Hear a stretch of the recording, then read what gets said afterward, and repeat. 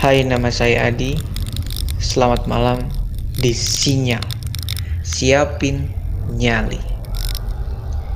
Terima kasih karena kamu sudah mendengarkan podcast ini. Pasang headset, matikan lampu, dan siapkan nyali.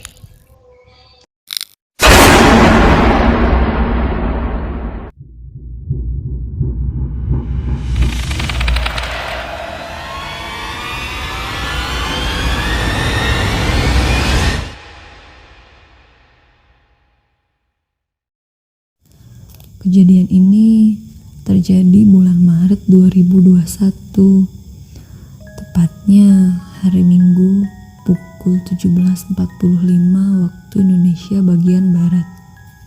Saya mengantar anak saya untuk proses persalinan di bidan yang terdekat dari rumah. Saya bersama anak saya, menantu, dan kakak saya. Dalam perjalanan, saya berpikir, karena bidan tersebut non-muslim, jadi pada hari Minggu dia beribadah. Tapi, apa iya jam segini belum pulang? Karena sudah terlanjur panik, melihat anak saya dalam posisi mau melahirkan. Singkat cerita, sampailah saya di tempat. Kami melihat bidan tersebut tutup. Tapi karena sudah terlanjur sampai, menantu saya mencoba membuka pagar dan ternyata tidak terkunci. Lalu dia bergegas mengetuk pintu. Kami menunggu hampir 15 menit sampai azan maghrib berkumandang pun selesai. Kami semua panik ketika melihat anak saya sudah tidak bisa menahan lagi. Lalu kami segera bergegas mencari tempat persalinan yang lain. Ketika kami beranjak pergi, tiba-tiba pintu terbuka dan keluar sosok wanita berambut panjang sampai menutupi muka dan berkata, "Masuk!" Tidak berpikir panjang, kami semua bergegas memasuki ruang persalinan. Setelah masuk, saya sempat berpikir aneh dan curiga ketika melihat rambut bidan tersebut panjang berantakan dan menutupi muka. Padahal, setahu saya, rambut bidan tersebut pendek. Lagi-lagi saya tidak berpikir panjang dan saya berkata dalam hati, mungkin saya sudah lama tidak berjumpa dengannya. Setibanya di ruang persalinan, saya memapa anak saya untuk berbaring di kasur. Lalu, bidan tersebut menyuruh salah satu di antara kami untuk menutup ruangan tersebut. Dengan nada yang keras, ia berkata, "Tutup pintunya." Rasa curiga saya pun tumbuh kembali. Dan saya sempat berpikir, apakah bidan tersebut manusia atau makhluk tak kasat mata? Karena saya perhatikan, bidan tersebut tidak menampakkan wajahnya dan membelakangi kami. Lalu, saya mengalihkan pandangan saya ke bagian bawah tubuh bidan tersebut untuk memastikan apakah kakinya melayang atau tidak. Sontak, saya terkejut karena ketika saya melihat kakinya napak ke lantai, namun warna kulitnya hitam seperti gosong. Ketika menantu saya hendak menutup ruangan tersebut, saya berteriak, "Jangan tutup pintunya!" Dengan cepat, bidan itu pun membalas, "Tutup pintunya!" Kemudian, menantu saya pun menutup pintunya. Tetapi, saya menahan dengan kaki saya agar pintu tidak tertutup. Lalu, saya berteriak, "Dia bukan manusia!" Sontak saja, pusat perhatian kami tertuju pada bidan tersebut. Lalu kami memperhatikan tulang punggung dia yang bergerak dan bergelombang. Dan kami pun tersadar bahwa dia bukan manusia. Dengan panik, kami semua membawa anak saya yang terdiam pucat.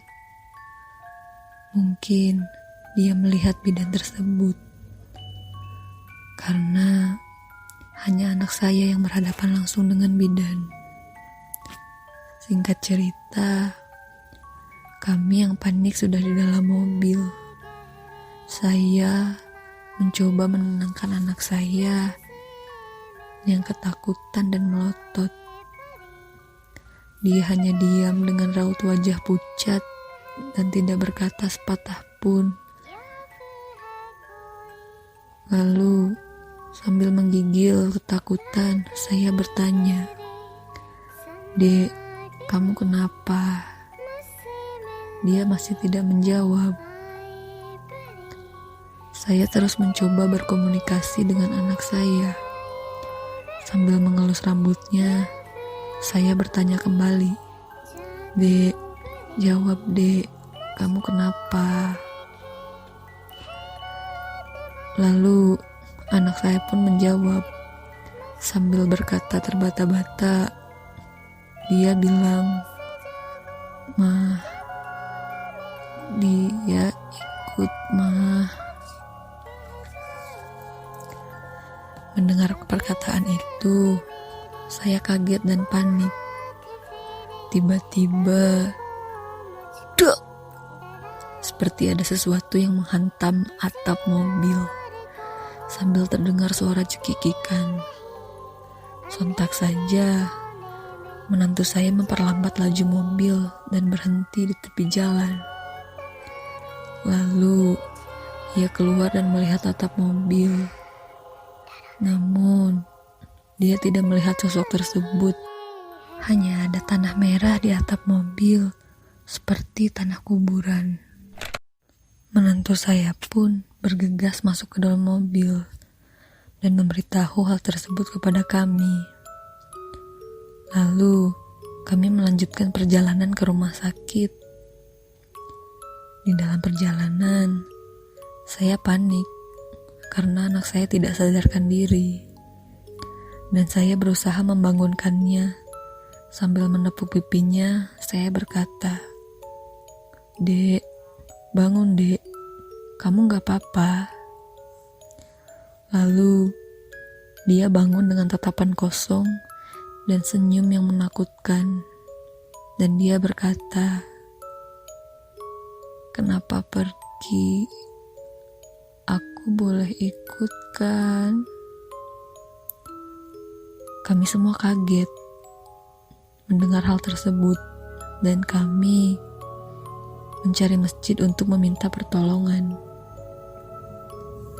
Singkat cerita, kami menemukan masjid lalu bergegas turun dari mobil. Tidak lama kemudian, keluarlah seorang marbot masjid dan langsung membantu menyadarkan anak saya. Tapi anak saya tak kunjung sadar. Alhasil, marbot tersebut memanggil ustadz. Sesampainya ustadz di masjid, beliau langsung mengambil wudhu dan mencoba meruqyah anak saya. Anak saya pun menggeram kesakitan dan ia berkata, "Ampun, ampun." Lalu ia pingsan dan tak sadar anak yang ada dalam kandungannya pun keluar. Dengan panik, saya membawa anak dan cucu saya ke bidan terdekat. Dan alhamdulillah, mereka selamat. Singkat cerita, setelah kejadian selesai, beberapa hari kemudian saya menanyakan tentang bagaimana wajah makhluk yang ada dalam ruang persalinan kala itu. Dengan gemetar, anak saya menceritakan makhluk tersebut berwajah pucat dan rusak. Bibirnya membuka seperti huruf O dan matanya melotot seperti mau keluar. Seketika, bulu kuduk saya pun berdiri mendengar hal tersebut. Cerita pun selesai, dan kami sekeluarga tidak pernah diganggu oleh makhluk tersebut. Terima kasih sudah mendengarkan podcast ini sampai selesai. Dengan begitu, saya nyatakan Anda bernyari besar. Bagi teman-teman yang punya pengalaman mistis yang ingin di-share di podcast kami, bisa kirim ke email di bawah ini. Anjing gede, anjing